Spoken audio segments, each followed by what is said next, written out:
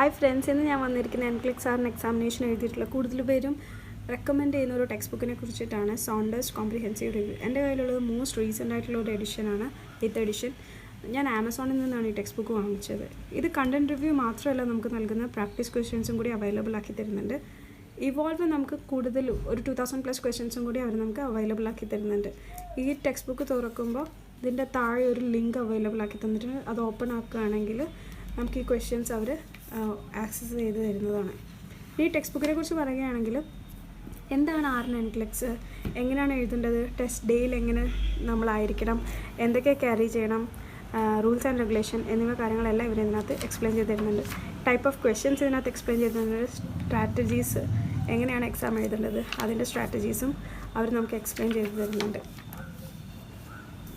ക്വസ്റ്റ്യൻ്റെ content എന്താണ്, പിന്നെ എന്ത് പ്രോസസ്സ്, നഴ്സിംഗ് പ്രോസസ്സും മാസ്ലോസ് ഹൈറാർക്കി തിയറിയാണ് നമ്മൾ കൂടുതലും ഈ ക്വസ്റ്റ്യൻസിനകത്ത് അപ്ലൈ ചെയ്യുന്നത്, ക്വസ്റ്റ്യൻ സോൾവ് ചെയ്യാൻ.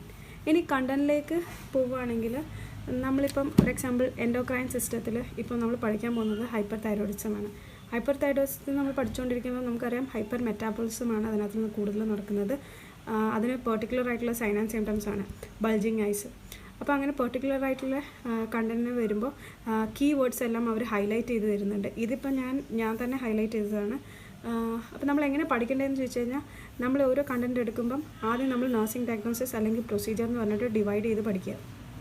അതിനുശേഷം നമ്മൾ സൈൻ ആൻഡ് സിംറ്റംസ് എന്താണെന്നുള്ളത് പഠിക്കുക. പിന്നെ അതിനുശേഷം എഴുത് നോട്ട്സ് എങ്ങനെയാണ് എഴുതുന്നതെന്നുള്ള ഒരു കാര്യമാണ് ഞാൻ പറഞ്ഞു തരുന്നത്. പിന്നെ നഴ്സിംഗ് ആക്ഷൻസ്, പിന്നെ ട്രീറ്റ്മെൻറ്റ്സ്. ഇപ്പം ഇത്രയും ഷോർട്ട് നോട്ടായിട്ട് എഴുതുകയാണെങ്കിൽ എക്സാമിൻ്റെ ഡേയ്സിൽ അല്ലെങ്കിൽ നമ്മൾ ടൈം കിട്ടുമ്പോൾ റിവ്യൂ ചെയ്യാനൊക്കെ എളുപ്പമായിരിക്കും.